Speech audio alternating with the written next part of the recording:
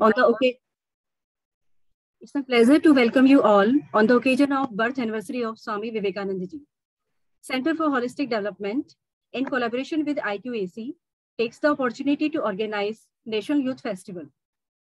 This center is focused on imparting holistic and moral education to our students. Every year on this occasion, we celebrate National Youth Festival. On behalf of all the members on the platform, I welcome our respected chief guest, Professor K.B. Das, Vice Chancellor, Central University of Jharkhand. Thank you, sir, for accepting our invitation and giving your precious time to us. Swami Shyam Ji, sir, we welcome you. We are honored to have your presence. I welcome our respected principal, sir, Professor Ravi Narayankar. He has been always guiding and encouraging us. With your constant support, we could plan this event successfully. All the respected faculty members and the students who joined us today are most welcome. I welcome IQAC convener Professor Kusha Tiwari and other CSD team members. At last but not the least, I welcome our student team and the teaching and non-technical and the technical staff. Now, I would like to call our IQAC convener, Dr. Kusha Tiwari. IQAC is Internal Quality Assurance Cell, and this cell is to supervise all the events being organized in our college. Over to Dr. Kusha. Thank you, Dr. Seema. Firstly, I would like to congratulate Center for Holistic Studies and IQAC for organizing this event on this auspicious day of Swami Vivekananda Jayanti, and which is celebrated as National Youth Day. I must also congratulate the entire team of CHT as well as IQAC. Secondly, I would like to very warmly welcome our chief guest for today, Professor K.B. Das, Honorable Vice Chancellor of Jharkhand Central University, and Swami Chaitanya Ji, who has, both these resource persons have been closely associated with our institution for a very long time. So they are almost like part of SLC family. Thank you, sir, both Professor Das and Swamiji for again coming virtually with us on this occasion. And this is, as I said, it's an auspicious day, and the teachings of Swami Vivekananda Ji have inspired the youth of this country for a long time, and now that we are celebrating it as National Youth Day, I think all the participants and all the young stakeholders of the institution, they definitely must have imbibed those values in their day-to-day life, maybe without even realizing, though they may not have had any formal introduction to some of Swamiji's teachings, but definitely with these kind of events, we try and familiarize them with the ideas and thoughts of Swami Vivekananda Ji and how they are very, very important and useful for everyone to imbibe even in the present times. Specifically in the present times when we are dealing with this kind of health emergency and pandemic for the last 2 years. So I welcome all the guests, all the participants, all our young fellows, young students, and hopefully I'm very, very hopeful that we are going to hear very inspiring words from both our chief guests.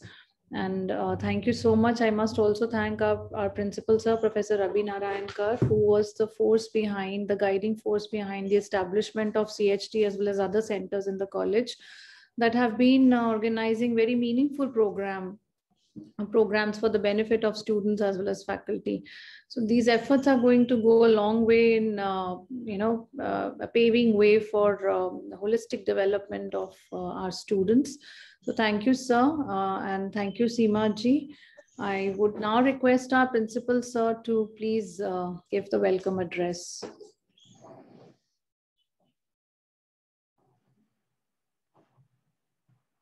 Namaskar, am I audible? Yes, sir. Namaskar, sabhi ko. On behalf of Shamlal College, I extend a very, very warm welcome to Honorable Vice Chancellor, Central University of Jharkhand, Shri Professor K.V. Das sir. We have with us the blessings of Swami Shyam Chaitanya ji and my dear colleagues, friends, and students. It's a very auspicious day, and for the last 5 years, we have been celebrating this National Youth Day, Aaj Shiksha, Sanskar and Samriddhi festival in our college. तो Covid pandemic पिछले 2 वर्ष से हम लोग इसको physical mode में नहीं कर पा रहे, लेकिन नेवरदलेस स्वामी जी का जो भी टीचिंग्स है और बच्चों तक पहुंचाने का जो भी काम है, मेरे जितना भी सहयोगी गण, जितना भी यहाँ पे आचार्य सभी सब अपना अपने अपने प्रयास में लगे हुए हैं और nothing can be comparable to Swami Vivekananda's teaching. The way, in a very simplified language, इन्होंने जो वेद और उपनिषद का जो वर्णना किया हुआ अपना राइटिंग्स में, तो he had a very short life, but all of us know how he has inspired, particularly the youth, towards nation building. और सब प्रथम या सबसे इम्पोर्टेंट जो बात है, serving to humanity is service to God. तो जो एक बहुत पुराना टीचिंग था स्वामी जी में, अपना जितना भी राइटिंग्स है और जो भी जितना भी स्पीचेस वगैरह हम लोग देखते हैं और पढ़ते हैं, उसमें कहीं ना कहीं ये अंदर में ये का जो स्पीचेस का अंतरात्मा कहिए और आत्मा कहिए, जरूर ये कनेक्टेड है towards serving of Mankind and towards nation building. इसलिए whether it is our religion, whether it's culture, whether it's our practices, and in totality, जो स्वामी जी का जितना भी राइटिंग्स है और उनसे जो इंस्पिरेशन मिलता है, that can be described in words. So without taking much of our time, because we have with us the dignitaries and the blessings of Swami Shyam Chaitanya ji, who has been with us, and we are very thankful to him. In the past also पीछे स्वामी जी ने हमारे request पे, Shyamlal college के request में special classes भी हमारा वेद और उपनिषद में स्पेशल क्लासेस भी हमने कराया है. ये भी बहुत ही प्रशंसनीय काम है हमारा centre for holistic development led by doctor Seema Dawas and the teams, जो ऑर्गेनाइज आप लोगों ने, विवेकानंद जी को भी मैं देख पा रहा हूँ, आप लोगों ने ऑर्गेनाइज करवाया था, इसीलिए आप लोगों को सारे साधुवाद है. और इस टाइप का काम करने से विद्यार्थियों को हम जमीन से जुड़ पाते हैं और इनको आज की तारीख में जो वैल्यू एजुकेशन का जो एनईपी में भी इसका आप लोगों ने देखा होगा कितना इम्पोर्टेंस है, और जो होलिस्टिक एजुकेशन और वैल्यू एजुकेशन उसकी तरफ, नेशन बिल्डिंग के तरफ हम बच्चों को दिशा दिखा पा रहे हैं. क्योंकि आजकल आप लोगों को पता है डिस्ट्रैक्शंस बहुत ज्यादा है, बच्चों का जो जिज्ञासा है इसको नेशन के टुवर्ड्स और उनका भी जो भी ऊर्जा है नेशन बिल्डिंग के तहत कैसे ले जाना है, ये सब स्वामी जी का जितना भी टीचिंग से अगर मिल पाए, हमें कुछ ना कुछ अगर मिलता रहेगा तो जो बच्चे उसको डेफिनेटली परस्यू करेंगे. And secondly we have with us the dignitary Professor K.V. Das, Honorable Vice Chancellor of Central University of Jharkhand. Sir, physically though we couldn't meet for very long and our institution is missing your services, but virtually this is the first time you have been kind enough to agree to address our students on this momentous occasion. So we are very thankful to you, sir. And without wasting much time, once again, I congratulate the whole team of Center for Holistic Development, our IQAC, led by Dr. Shima and Professor Kusha, and your entire team of my colleagues and students. Thank you once again. सभी को बहुत बहुत अभिनंदन. नमस्कार. For giving us the opportunity to organize this program. Now, I would like to invite Dr. Vivekanand ji to continue. Thank you so much, ma'am. First of all, let me express my gratitude to Professor Rabinaran Kursal, who has always led us from the front and who has exposed us to different things and has made us realize potential in the service of student community. Professor Kusha Tiwari ma'am has always been there to handhold us. Now let me exercise this privilege of inviting today's chief guest, Professor K.B. Das. And before that, let me also exercise this privilege to introduce him in brief. Professor K.B. Das, and first of all, I also must mention, because of Professor Ravinarayan Karsal, I had the opportunity to interact him on various occasions informally also. So I feel in that way also personally, I feel privileged. So he has done his MCom, PhD, and holds the Doctor of Literature, D.Lit. He held the position of Vice Chancellor, Pro-Vice Chancellor, in fact, at IGNOU, New Delhi, and that's a Central University. And also he served in Central University of Odisha as a Pro-Vice Chancellor. Professor Das is an esteemed member of the ICSSR's Collegium of Eminent Social Scientists and nominee of the NKCDS Bhubaneswar. And he is also National Fellow of ICSSR and Chairman of Eastern Region Committee, NCTE. He has served as the Registrar and Director, CDC. ये विवेकानंद जी इतना ही काफी है। बस हम तो जाते रहते हैं। श्यामलाल कॉलेज के कुशा जी ने बताया आपको कि परिचय तो है हमारे साथ, आप सभी लोगों से। स्वामी जी के साथ मुलाकात नहीं हुआ है, कभी हो जाएगा फिजिकली। बाकी सब लोग तो जानते हैं, इतना परिचय बहुत है, ठीक है। नेसेसरी से ज्यादा इतना हम है ही नहीं, इतना जब सारे चीज बोलेंगे अभी तो शुरू करते हैं अब, ठीक। Thank you so much for taking out your precious time, sir. Now I invite you to advise us and guide us on life and message of Swami Vivekananda on today's program. धन्यवाद बहुत। Thank you, sir. हमारे आदरणीय doctor Ravinarayan कर, the principal Shyamlal college, आप आज के अतिथि और जिनको सुनने के लिए हम सभी अभी जुड़े हैं यहाँ, हमारे परम पूजनीय Swami ji, Swami Chaitanyanand ji, director IQAC professor, I am yet not congratulated her, professor Kusha Tiwari, Vivekananda ji, और बाकी मेरे सभी जो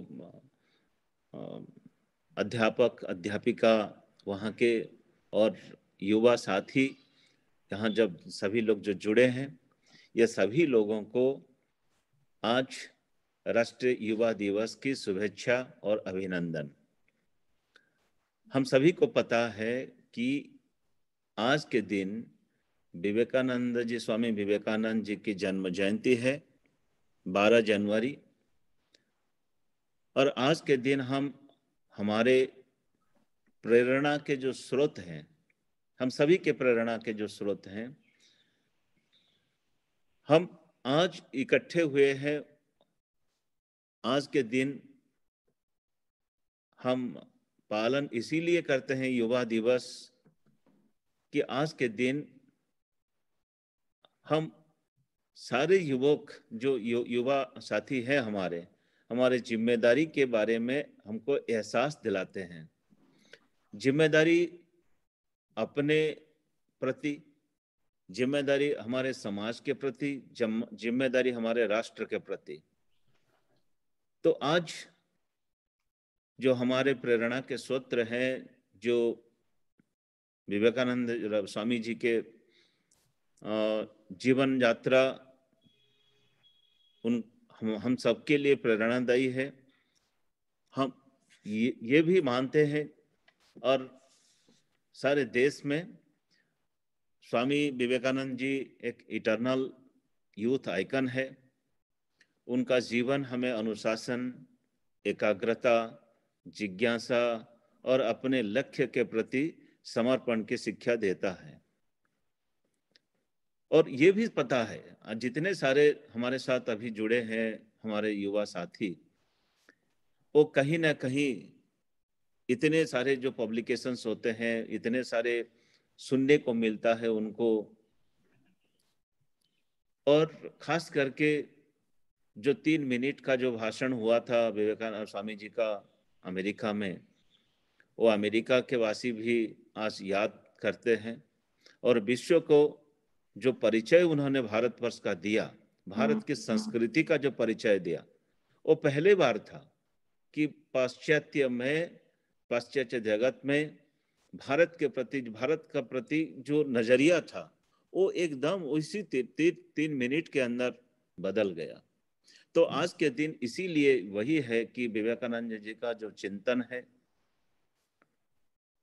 जो जो जो उनका जो आह्वान है, उसी आह्वान को एक राष्ट्र के उनको हम एक स्वामी जी एक ऋषि नहीं कहने के बावजूद उनको राजर्षि ही कहना चाहिए, क्योंकि वो एक चाहते थे कि एक सशक्त, एक सुदृढ़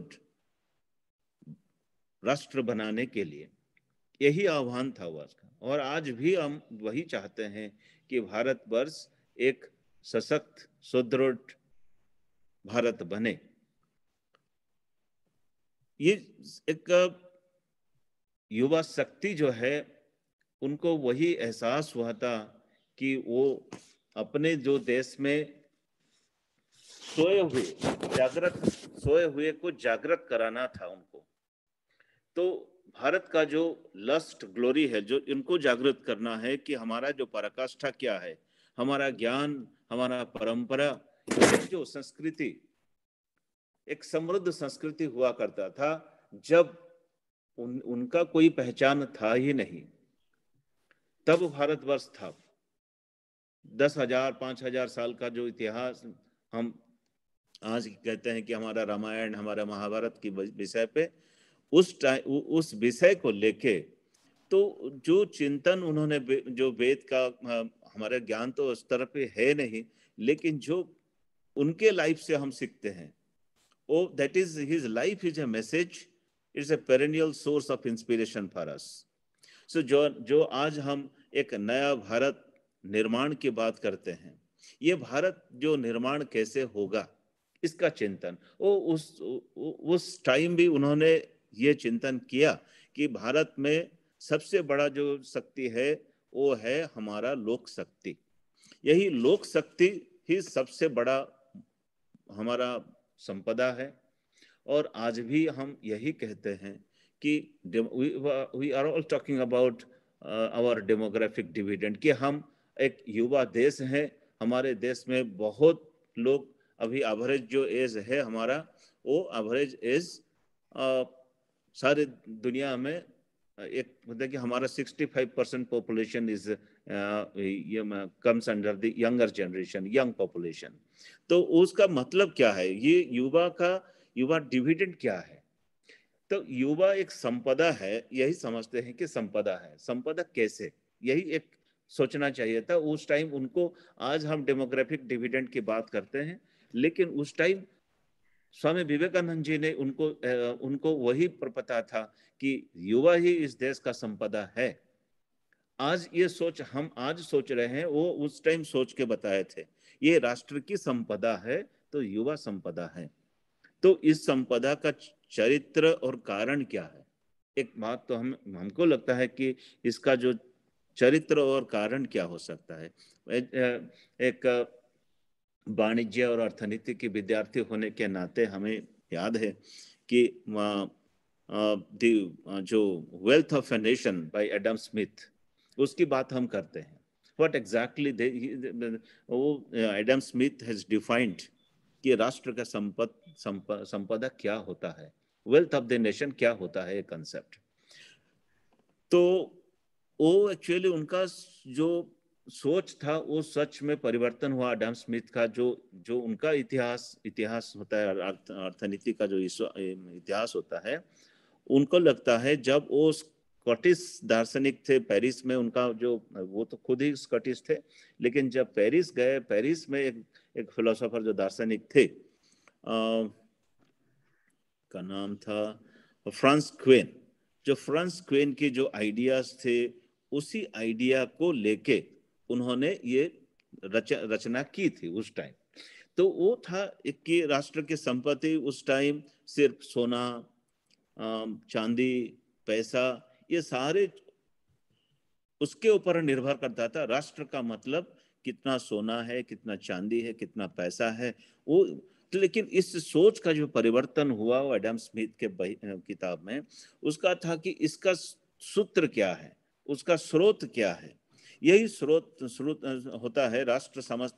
ये कहाँ से आहरण, कहाँ से आता है ये सब, ये जो है ये कहाँ से आता है? ये आता है अपने जो लोक शक्ति से, अपना श्रम शक्ति, लोगों का जो श्रम शक्ति है उसी से आता है ये।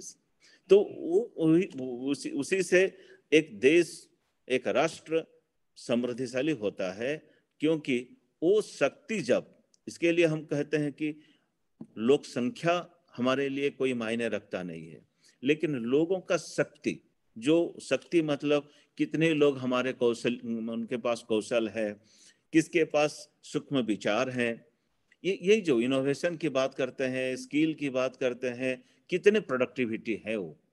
तो अगर यही नहीं होंगे, जो श्रम शक्ति होता है, प्रोडक्टिविटी होता है, अगर इसमें अगर हम जुड़ते हैं तो राष्ट्र समृद्ध होता है। तो उनके विचार पे भी यही था उस टाइम।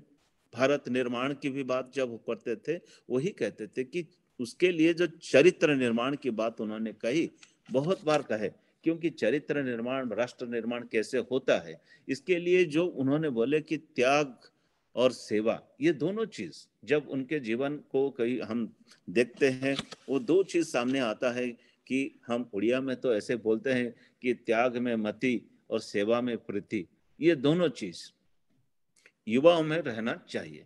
त्याग मतलब किस चीज की त्याग? फिर उसी चीज को जब हम आगे लेते हैं कि त्याग करना मतलब क्या, त्याग करना एक युवा है। अब देखिए, जब हम आज की बात करते हैं कि हम दूसरे के ऊपर निर्भर ना करें, एक राष्ट्र के नाते हम खुद आत्मनिर्भर बने, हम खुद आत्मनिर्भर रहें और राष्ट्र के भी आत्मनिर्भर बनाएं। इसके लिए जो जो चीज को हम नजर में रखें, उसी के ऊपर ही उनका जीवन दर्शन रहा है, जो समाज सेवा।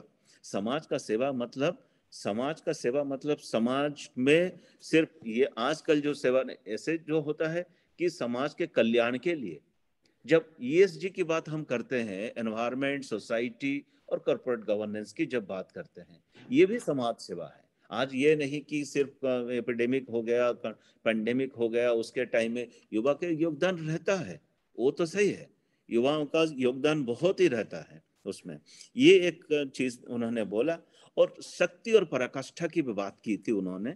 जो शक्ति और पराकाष्ठा मतलब क्या होता है कि शक्ति और जो अर्थनीति के लिए जो हम कहते हैं कि राष्ट्र को परम वैभवशाली बनाना है, राष्ट्र को परम वैभवशाली कैसे बनाए हम? जो आत्मनिर्भर भारत की होता है वही तो है। तो मातृभूमि के लिए क्या त्याग कर सकते हैं हम, जहां पर भी हम रहते हैं, जो इसके लिए जहां जन्म लिए, जिस जगह पे हम हमारा जिस भूमि में हमारा आविर्भाव हुआ, उसी के कर्जा है हमारे ऊपर।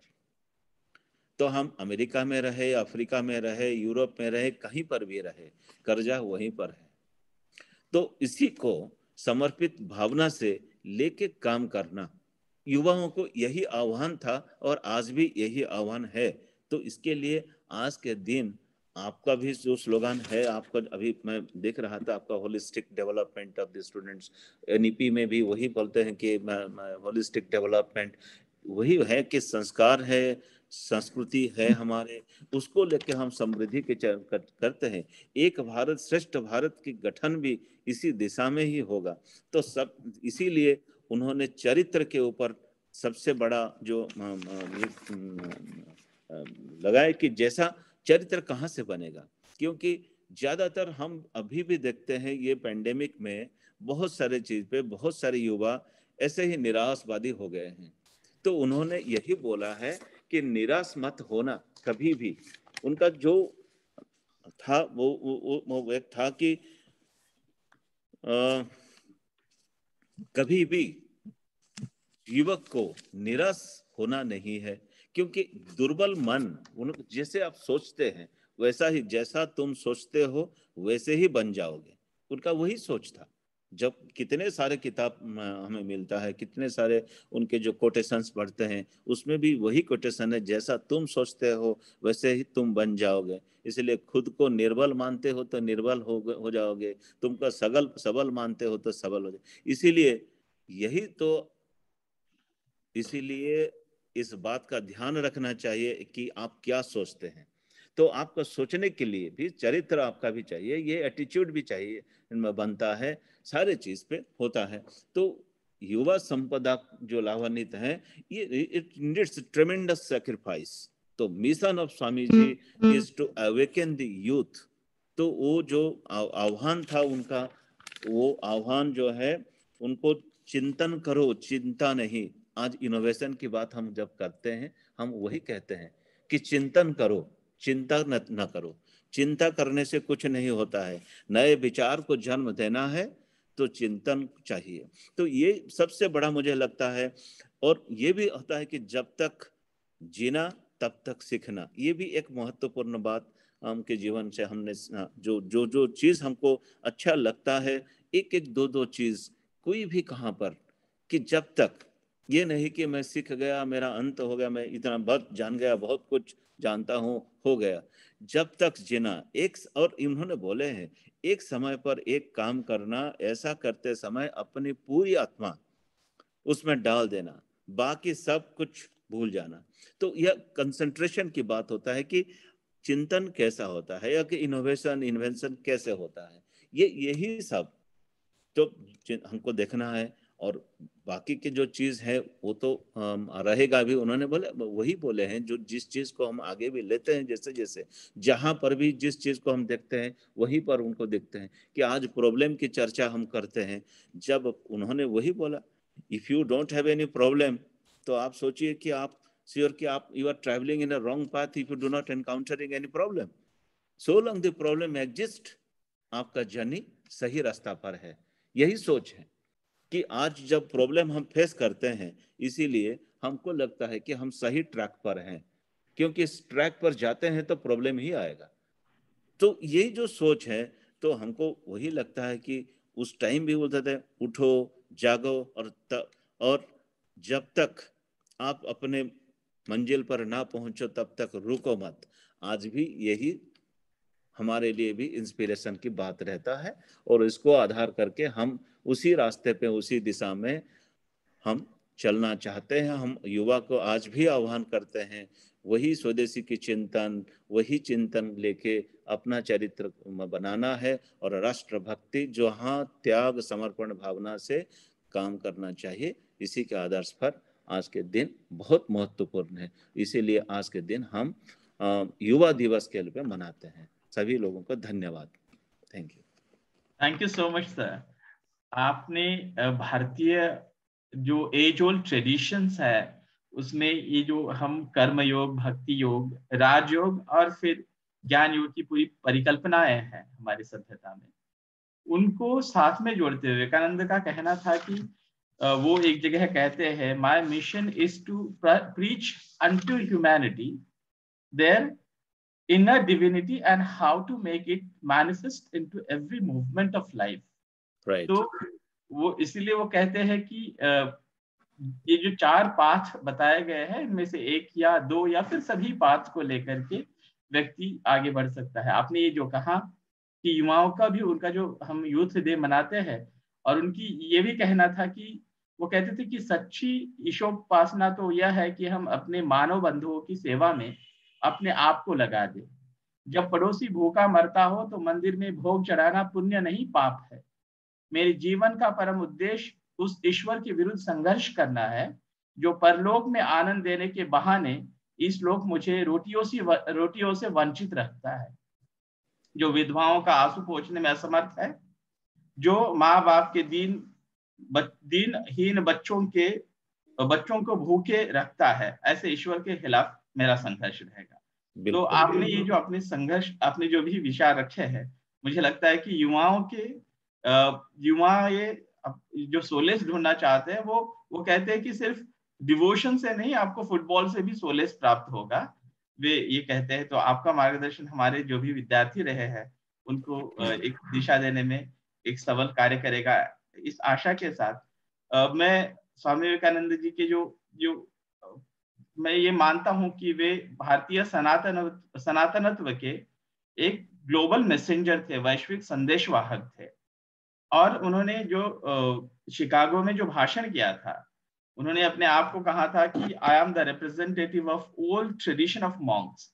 आज हम we consider ourselves blessed, we feel blessed to have another monk of the same tradition to guide us. Before inviting His Holiness Swami Shyama Chaitanya ji, let me also have a privilege of introducing him. In short, Swami Shyama Chaitanya is a monk living in Rishikesh. He was a student of Hindu College, Delhi University, and started his professional career as a lecturer at Delhi College of Arts and Commerce in the early 1990s. He switched to several jobs and worked in multiple sectors, including academia, media, government, and NGOs and aid agencies. But he never felt truly fulfilled. So, after working with the World Bank for a decade, he called it a day and moved to Rishikesh at his inner calling, in order to pursue the study of Upanishads and other philosophical scriptures, and under the learned guidance of acharyas of the Kailash Ashram. He spends his time studying, meditating, walking along the Ganges, and traveling and counseling other people. We are blessed to have him on various occasions in our college. We had a student development program which spanned on 15 days time, and we were blessed to have him guide us and our students in that entire student development program also. With reverence, I invite Sri Shyama Chaitanya ji to guide us and our students on this auspicious occasion. Swami Shyama Chaitanya. Om Shankaram Shankaracharyam Keshavam Vadarayanam Sutra Bhasya Kritau Vande Bhagavantau Punah Punah Ishvaro Gururatmeti Murti Bheda Vibhagini Vyomavat Vyapta Dehaya Dakshina Murtai Namaha Stapakaya Dharmasya Sarvadharma Sharupini Avatara Varishtaya Ramakrishnaya Te Namaha Sri Gurubhyo Namaha Om Shanti Shanti Shanti. First of all, I'd like to thank all of you from the deepest corners of my heart for having me, and it's wonderful to meet all of you again and your students, especially on a very auspicious day on which Swamiji was born. Even though so far Tithi Puja is concerned, any of you want to be part of it, it's on 25th of January, because in our system, we do not follow the English calendar system. We follow our own Tithis. And as per Tithis, his birthday will be on January 25th. Before I start speaking on this, because this is now celebrated as National Youth Day, we need to ask ourselves one question.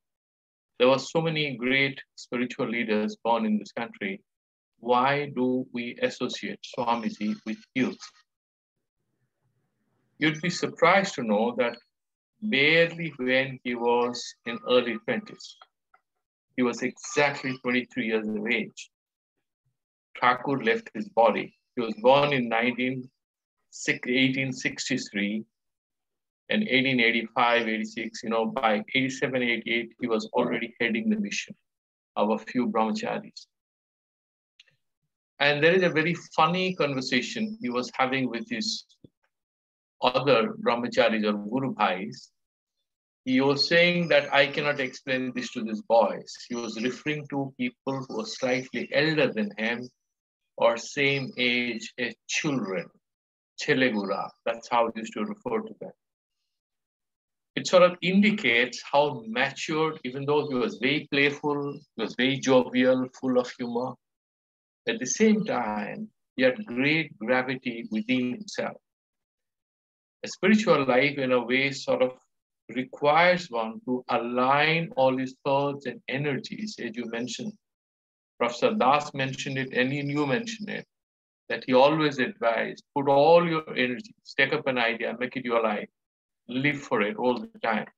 He sort of, he did several things, but once he would take up anything, whether it's a book or one task, he used to focus all his energies there.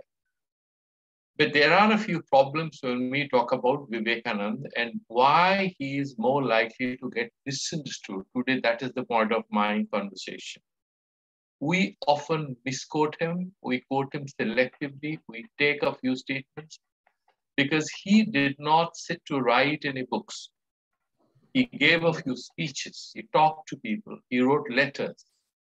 We are trying to make sense of what he said by looking, volumes of letters and speeches which were transcribed and converted into books. He was a great historical personality. It would be very difficult to categorize him as a nationalist or a socialist or a liberal or anything, because he was a mammoth personality. That is the key message. He tried to achieve, which will generally take several births to all of us, in one life, just 39 years. So he was a historical personality, he was a religious reformer. If you look at the biographies, autobiographies, or speeches and writings of other national leaders like Jawaharlal Nehru, what does he write about Swamiji? He says that he gave India a sense of pride. A lot of people were inspired by his presence. Sri Aurobindo referred to Vivekananda as Bharatiya Prana Purush. We refer to him as the soul of India. And when you look at a lot of theological thinkers, religious thinkers, they sort of treat him as a new theologian, a Hindu philosopher. The Western Academy treats him as a newer Vedantist who tried to revise the Vedantic principles, give it a new interpretation. Look at what he achieved. A boy at 27, 28 addresses Chicago. He's offered a professorship at Harvard, which he refuses.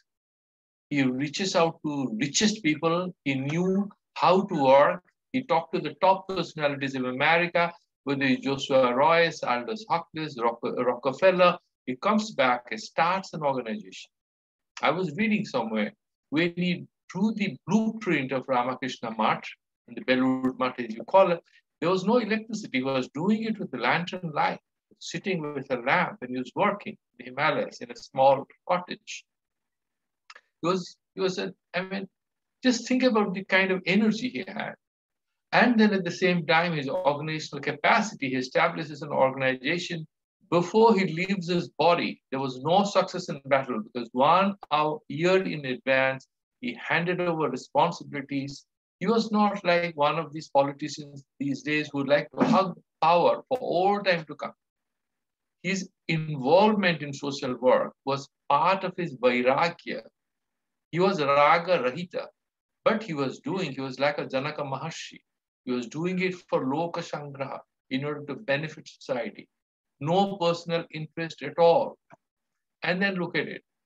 And he was a person who is into religion, talking about Vedanta, but he's also a socialist who's talking about social change. I'll try to touch upon these ideas. bit by bit. Okay.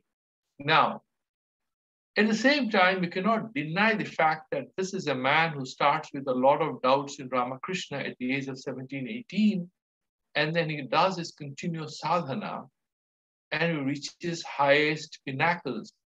He was also a sadhaka. He had his own doubts and confusion. He has his arguments. He was one of the most argumentative students of Ramakrishna, who did not accept anything as a face value. And he was also a healer, a compassionate guide, a brother, a friend. He was not married.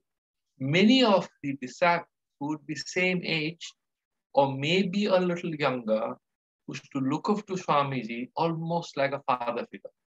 That is the amazing personality he had. Let's look at different aspects of it. Let's look at the first point as a social reformer. I'll not be quoting stories because each aspect, I think, is a subject matter for a PhD thesis. If you look at the religious and social reformer in Swami Vivekananda, he wanted radical social reform. Think about the fact that he's a monk who, as you rightly said yourself, I'm not interested in that God who cannot help me feed my neighbor who is hungry. That is very important. And he wanted an India which is materially prosperous, but he was not a materialist. He was not a modernist like any economist or any entrepreneur or any business leader. He was a radical thinker who continued to believe till the last day of his life. In India, as a spiritual leader, he never said, I mean, we are exporting software, we are now exporting a lot of armaments and stuff like that, but he wasn't talking about that as India's strength. He continued to say, you should stay connected with your spiritual tradition. Once you abandon it, you may get cars and houses and roads and stuff like that. That's what we have done in 60, 70 years. But you lose your capacity to move forward. Your inner journey is most important. So, and spirituality for him was not blind religiosity. He was a reformer. Remember, he said, so far, women continue to treat their kitchen as their temple. Indians are not transformed because women are the first teachers of all children in this country. He all the time praised American women and how they had leadership positions, and he wanted Indian women to be professionally rich. He wanted equal status for women, and always thought that they perhaps could provide a greater leadership. The second thing, if you look at it, he was heavily interested in the issue of education.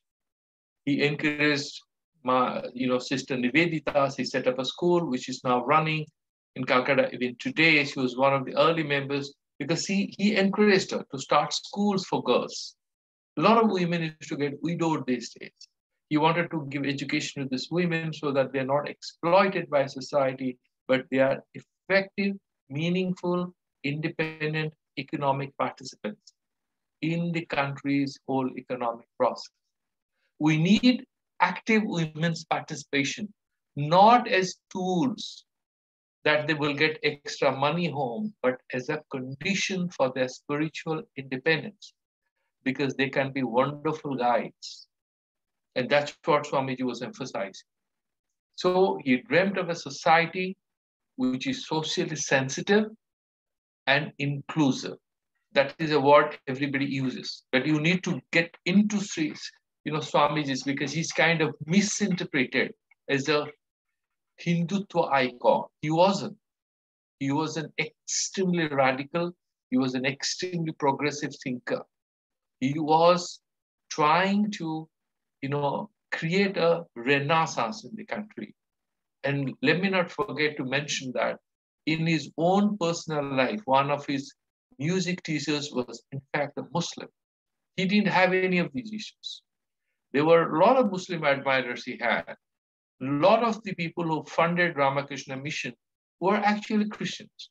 He was ready to engage and argue with them, but he did not respect the missionary activities because they thought that they were working with the colonial masters for their own ends. He had his own views about it. Each of these aspects require a lot of research.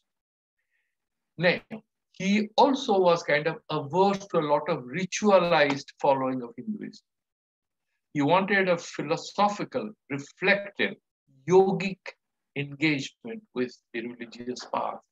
And I personally think what Vivekananda could not do because of his short life, Sri Aurobindo took it forward. He wrote a lot about the path of sadhana, which is not religious, but spiritual.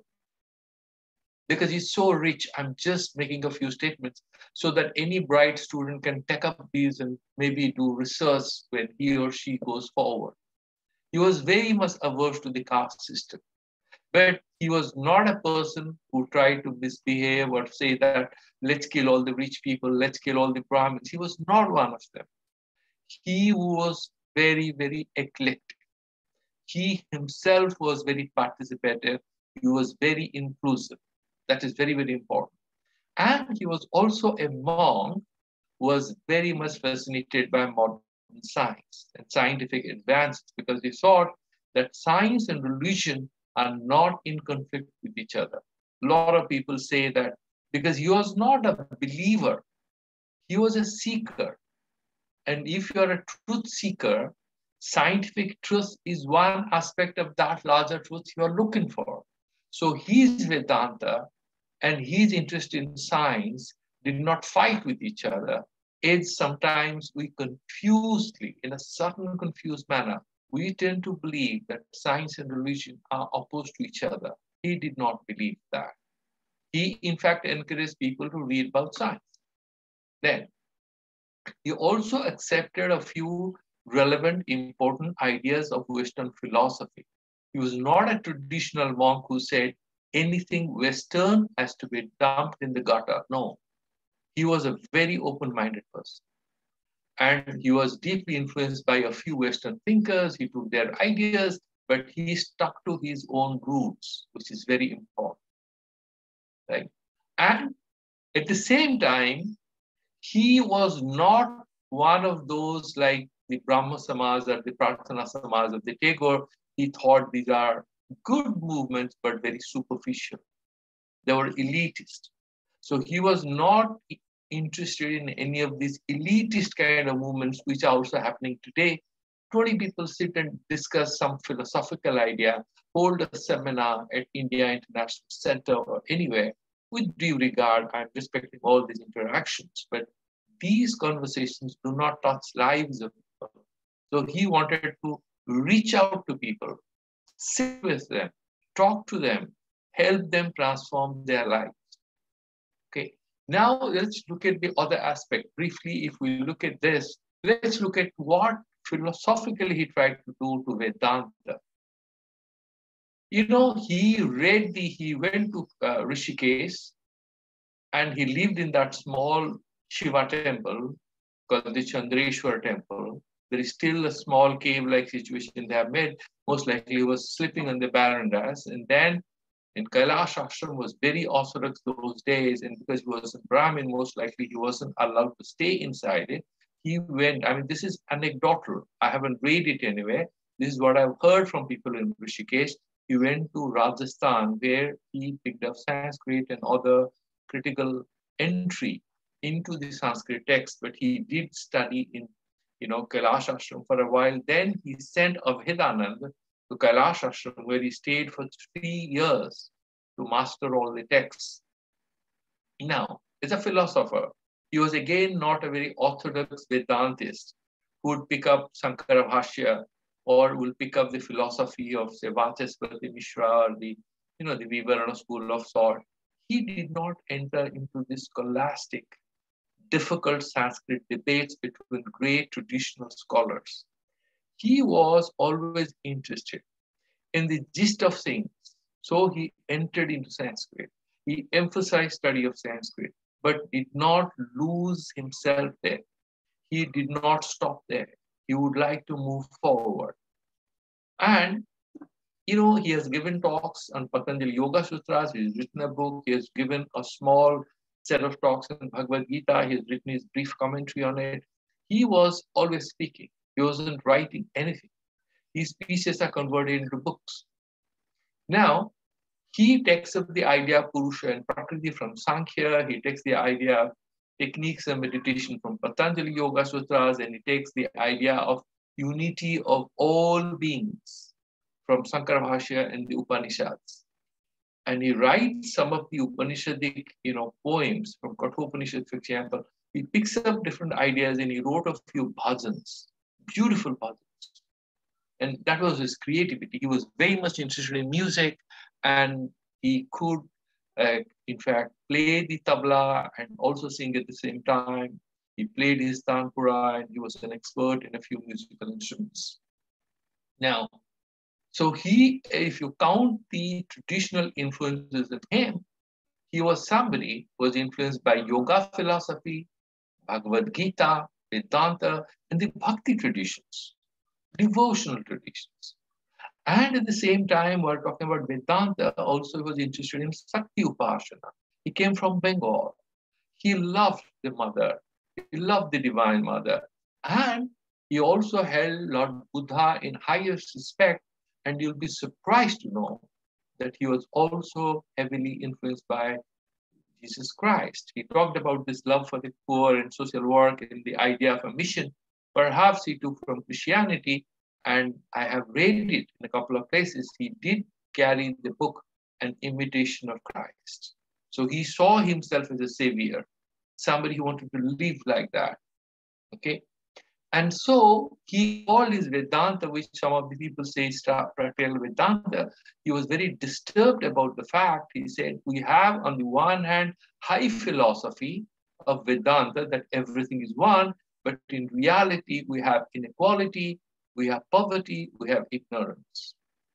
He is saying what is wrong with that philosophy, that if you find a man who is deeply into philosophy but doesn't know how to live his life in an everyday reality, everyday world, for Vivekananda, he's a failure.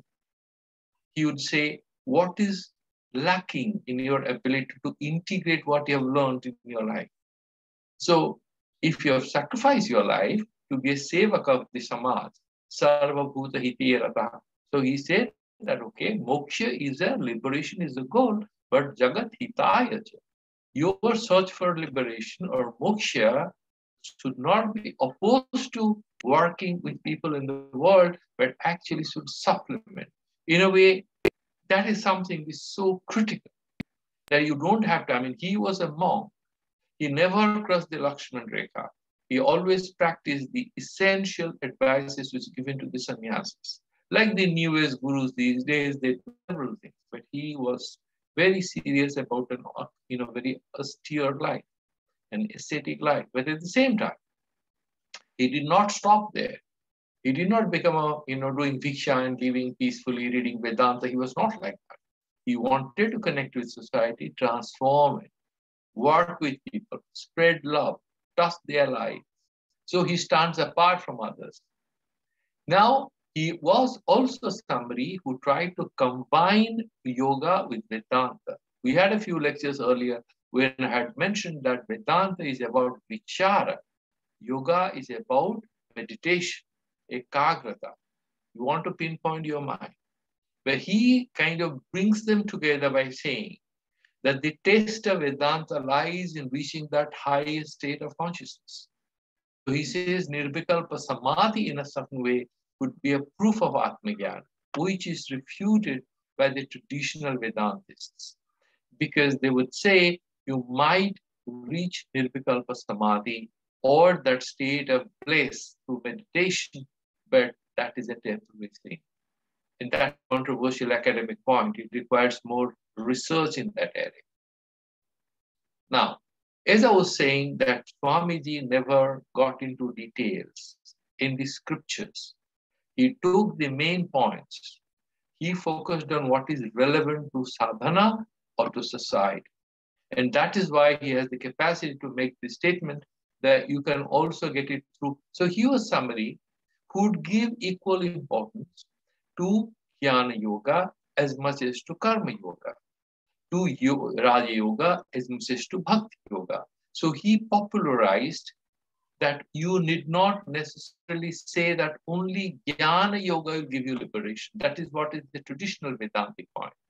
He says, yeah, start with karma, do bhakti, whatever comes to it. End of the day, purification of your consciousness is the step through which you will move forward. You want to fly to America. You want to reach America. You cannot walk there. So you'll walk, as I keep saying, you'll walk a few feet, you'll take an Ola, you'll reach the airport, you'll travel by train or taxi, then you will fly.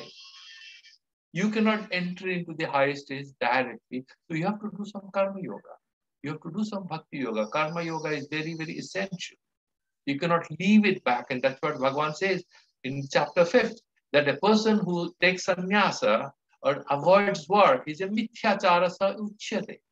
Then he says, no, you can be a nitya sannyasi, stay in the world, do the work, then you are a vishishta. Why?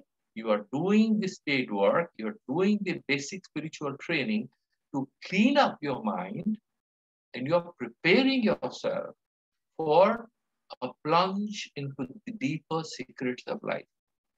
It's not possible to understand quantum mechanics if you haven't understood Newtonian physics, which we do in initial stages. No jumping here. Jumping around, you can't be a monkey, you will not reach anywhere. So these are very methodical. So he sort of will go there. And then he was not a theologian of the genre of Sankara, Ramanuja, so he was not a great philosopher. But he did make a few statements. So he wrestled with the key ideas through his speeches, through his questions and answers with people, through his letters. We have to churn out the gist of his philosophical viewpoint by looking at this wide variety of statements and letters and speeches, which again requires a bit of research. He was keen, to my mind, to transform Vedanta from pure Shastra Vichara to a living philosophy of life. Is my life Vedantic? If I'm reading Vedanta, but then I have Bheda Drishti, I'm doing partiality, I'm interested in nepotism, I'm not a Vedanti. If I see women as inferior, if I believe in caste, then I think I'm a Vedanti. I'm not a good Vedanti. I have to go beyond it. Yeah, does it mean you leave everything, jump around? No, that also is not correct. It happens slowly. Everything has to be integrated. Okay? So he emphasized what is called Atmanubhuti to bridge the gap between theory and practice. Now, this is something which will be interesting for the Marxists, because many are, I was a Marxist myself, they preach Marxism, but they don't live the life of a revolutionary. They sit in the universities.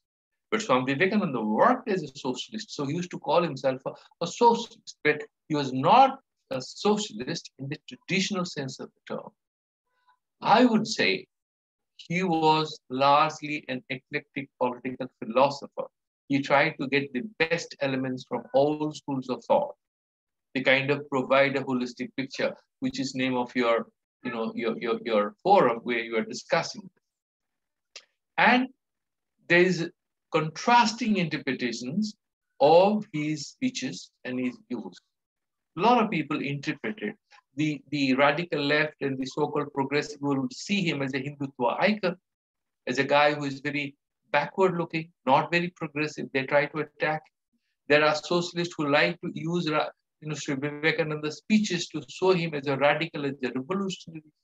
Then the right also uses him, but I think he cannot be put into a net. He's not a fish. He's the ocean itself. He's very oceanic. He has a grand system without any limitations. You can use the net to catch the fish. You cannot use the net to catch the ocean. You can read books, but you cannot use the books to catch the truth. You can train your mind. When you train your mind will become purer and purer, and new insights will be born. And Swami Vivekananda used to say, you cannot be a philosopher by reading books. So, he was, at the same time, he was emphasizing that every day you should do Swadhyaya. So you might think he's confusing me. No, he's not. Depending on where you are, he's giving some advice. If you haven't read anything, you have to read. You have read, don't get stuck with that. Start practicing it, develop insights. And this one particular mention that I want to make of is reference to what is called socialism. In the Vedantic socialism, they thought that the Brahmins had failed to discharge their duties as much as the Kshatriyas, and he said, we are out for, and so also the Vaishyas are the capitalists, and now he said, we are heading for Sudra rule. You look at what is happening. He was phenomenally insightful. He was saying that we need larger representation of society in whatever political form you have. The Sevakas, the Sudras, basically the Bahujan, whatever we have, a good liberal democracy. But he never used these technical terms saying we need this one or that one. He will not get into it. He was a man of insights. You can misuse him. He shall not object. But that is not the truth that he wanted to convey. We need insightful research on each of these aspects. He did not, so I haven't come across any clear evaluation because he never articulated any political philosophy as such. He made a few progressive remarks. And we have to reflect, which is again a representation of his reality, his historical reality. We are under colonialism. There was no education, a lot of pain and problems in society. His heart was bleeding with pain. So he said what he did. But we don't want to just glorify that. We have to use his philosophy to draw inspiration and look at our reality and come up with answers to problems we are facing today. We need not immortalize what he has said. He is immortal. We need to connect with the inner truth of what he said, not with all his statements. We need to use it for inspiration, not get stuck with it. That is how I look at him, because he's so oceanic. Now, so broadly, this calls a lot of need for a lot of research that we need to have. Now look at his leadership qualities, the other aspect I mentioned. Think about the fact that he has established a Ramakrishna mission. There were barely 35, 40 students of Ramakrishna who were there as a group when he left his body. And Thakur said, good enough. How many are there? He said, 35, sir. Good enough. Their army is very big. It will conquer the world. And he was the captain. He did it in his own way. But think about what he's achieved. And they have expanded their working in education field, in case of healthcare, several ways, publication, research. So he's sort of the whole idea of a mission, the idea that you need to spread your ideas, you need to reach out to other people is very, very important. So, and second thing is you cannot blindly pick up people. So they have a very strict guideline as to who can become a monk, and then there are gradation processes. So many years you have to be a brahmachari, then only can you become a sannyasi. It doesn't happen in a day. And then there is brahmachari training, internship programs, probation periods. All that was kind of, this itself from a management point of view would be a very good research topic as to how he sort of established. I have seen one bureaucrat has recently written a book called Administrative Philosophy of Ramakrishna. I met him at Rishikesh. He's a retired bureaucrat of Calcutta. He's written a book talking about the managerial and leadership qualities of Thakur, of Ramakrishna, how he managed people around him. But I think it's equally important to look at what Sri Vivekananda was able to do and how he did it. He didn't have cell phones, too much money and that. How did he create this whole beautiful mission with so much of limited resources? How did he manage to draw the attention of very brilliant people? Because otherwise you will have, if you recruit a lot of donkeys, you cannot fight a battle. You need good horses. He knew how to recruit. It's all about HR, isn't it? So how did he do it?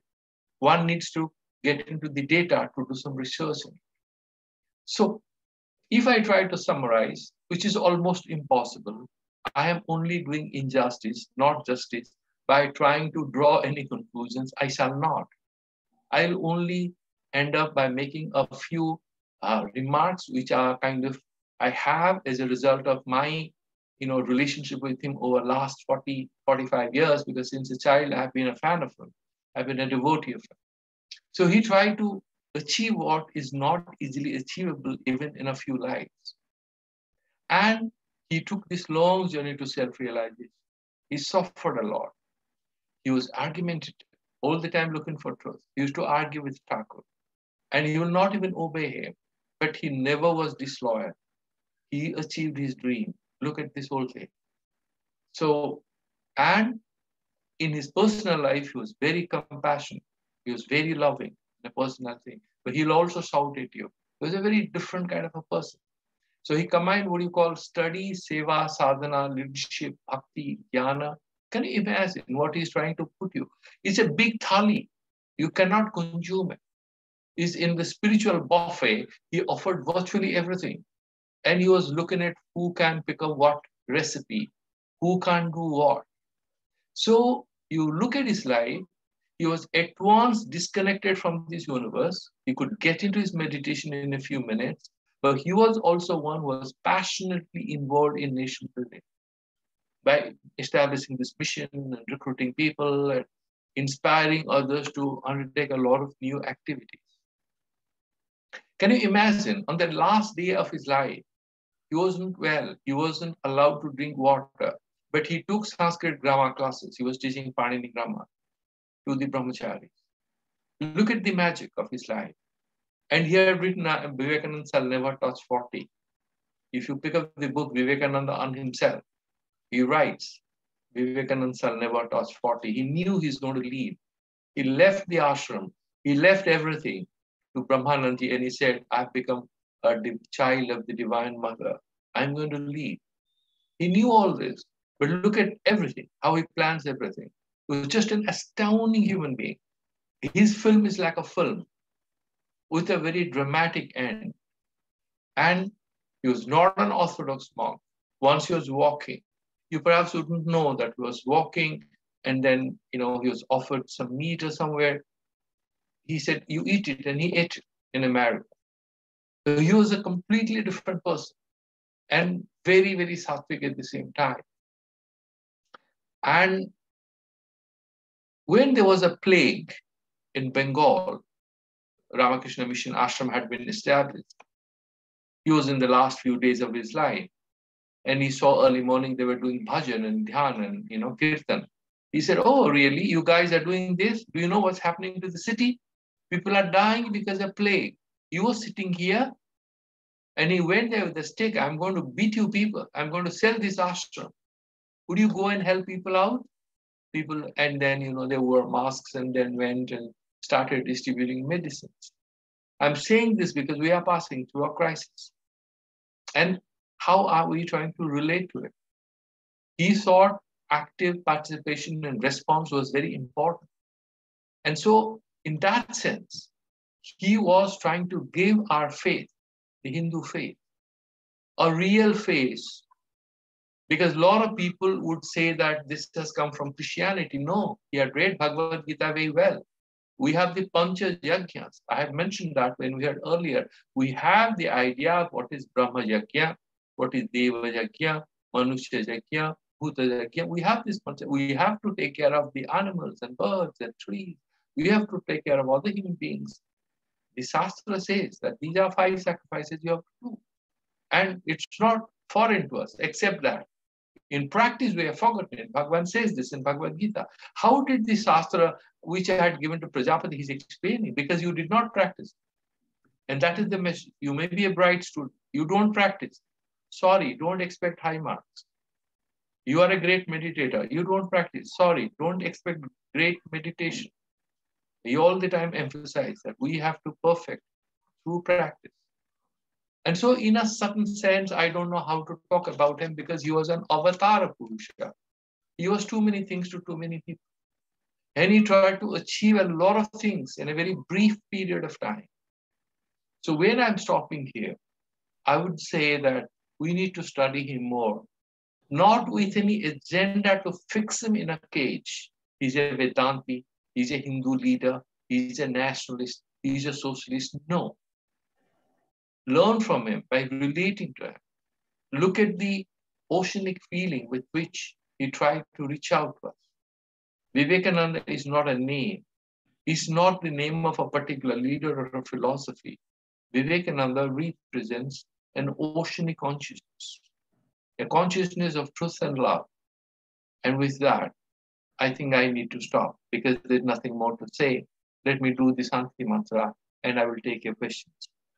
Om Purnamadaha Purnamidam Purnat Purnamudachyate Purnasya Purnamadaya Purnameva Vasishyate.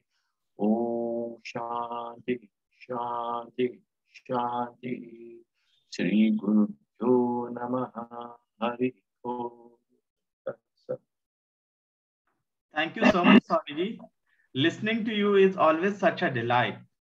As you mentioned, he is always or sometimes described as he could not write a philosophy, or he wasn't a philosopher at par with Ramanujacharya or Adi Shankara, because he believed in the harmony of all four yogas.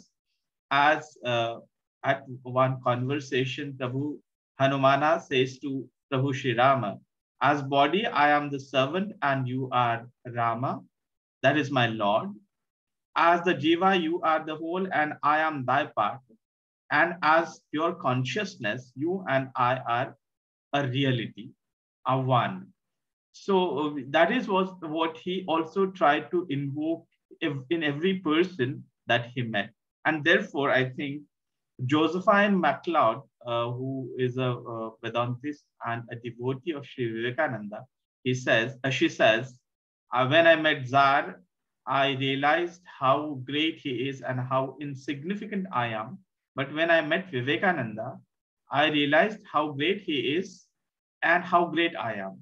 So that's the mission that he carried, and he was a practical spiritualist, a practical Vedantist, as a radical social reformist, as a religious reformist, as an educationist, who invoked and who believed who preached the puja of Daridra Narayan.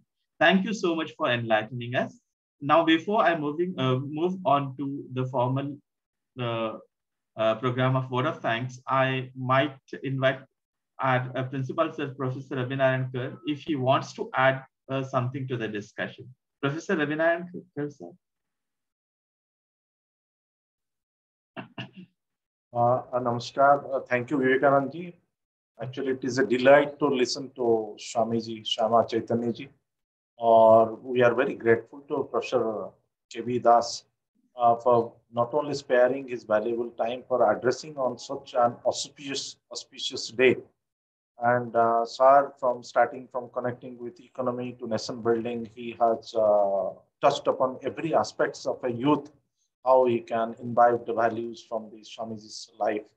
So with this thought, nothing much, but if my students, those particular students of Shamlal College and whoever has joined, I will urge upon them to on this occasion, just to in their spare time, they can read something on Swamiji's teachings or on his speeches, on his writings.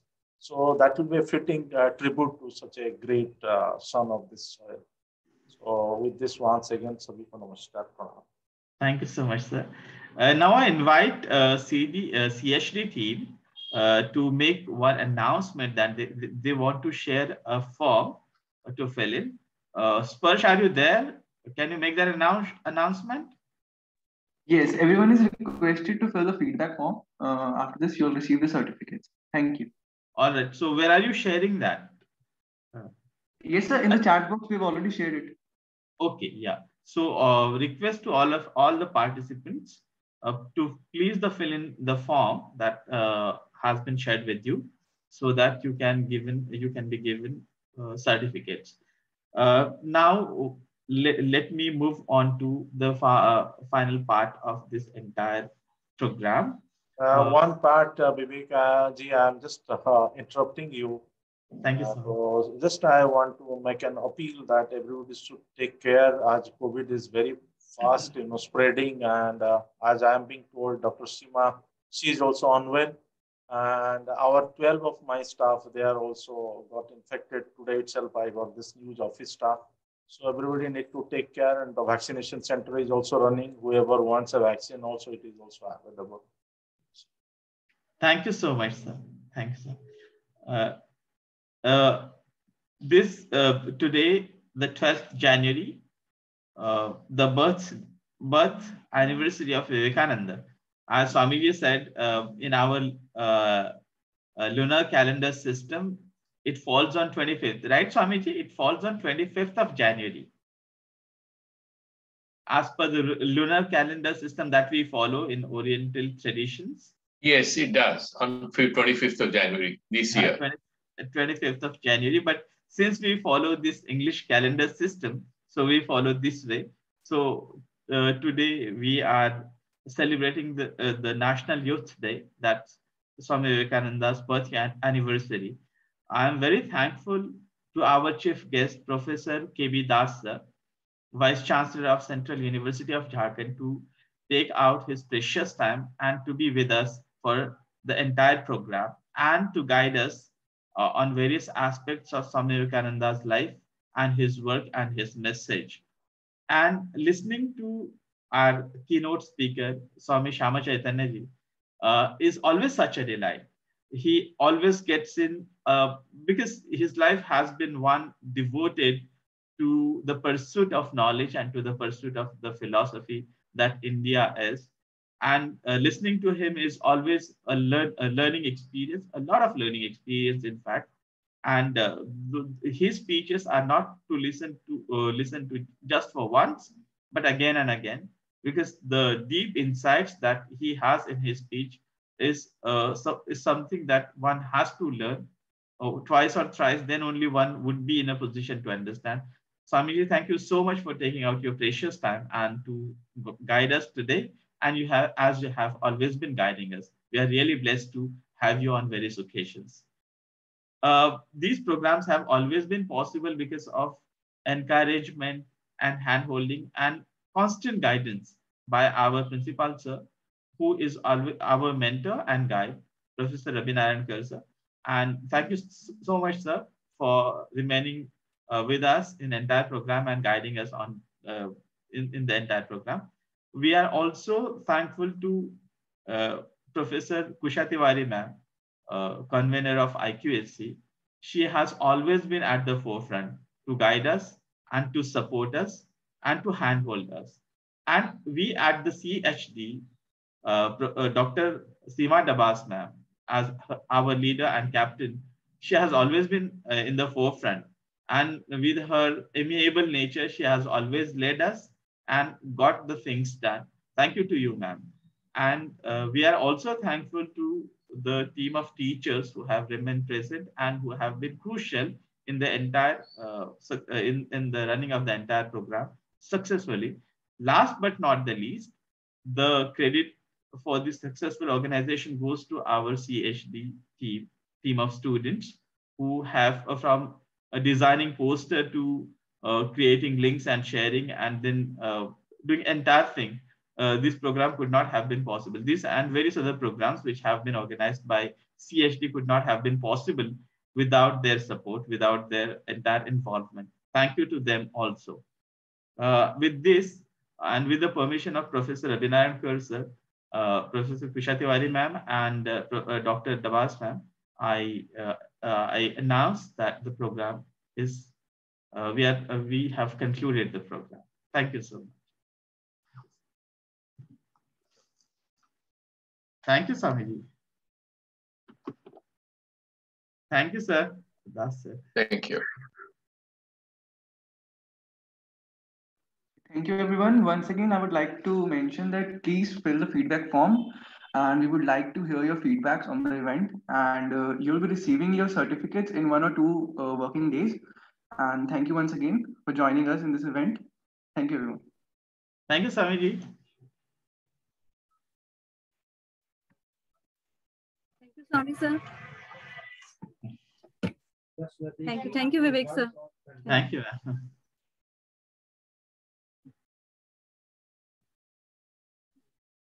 Leave now. आपकी तबीयत ठीक नहीं थी ma'am? नहीं है ma'am? Fever है थोड़ा। मुझे